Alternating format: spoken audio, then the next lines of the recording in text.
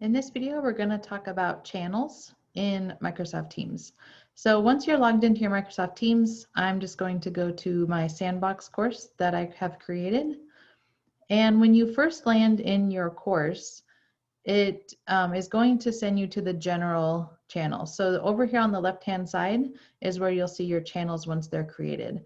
So you can think of channels as just a way to organize your Microsoft Teams courses.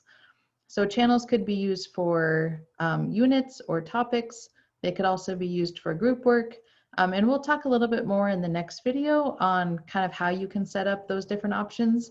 But for now, let's just look and see how we actually create a new channel. So generals, like, think of it as like the overall place where you're going to do a lot of the content in your course.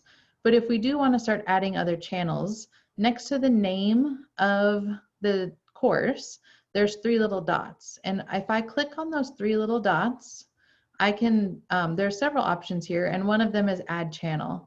So I'm just going to go ahead and add a channel really quickly, just so we can see what that looks like.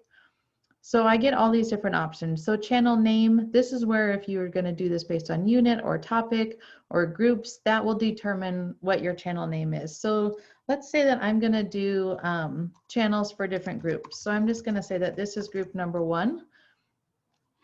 Oh, and it will tell you what characters it supports. So I can't do the number sign.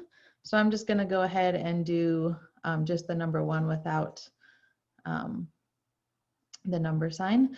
A description optional. So again, I can, this just helps people. There is the search function. So if you want something in particular here to help your students or participants find something, you could certainly add a description.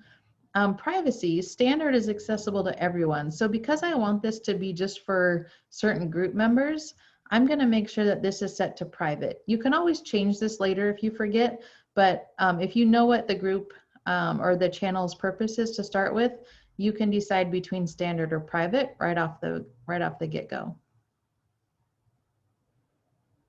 So I'm going to go ahead and just keep that private. There's also a little icon here with a little eye. Anywhere you see that little eye, if you hover over it, it'll tell you a little bit more about that option. So just something handy to know just as a general tip. So I'm going to go ahead and say next. If I knew from right as I'm setting up this channel which students I wanted, I could add them at this stage, or teachers, students or teachers. For now, I'm going to say skip. In the next video, we'll talk about how to add students if you do that at a later step.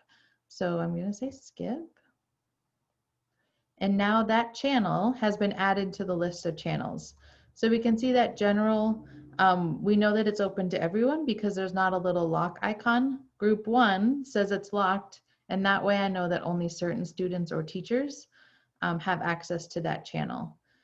So adding channels, once again, it's up next to the name of the course, the 3 little dots, and then add channel and go through the steps.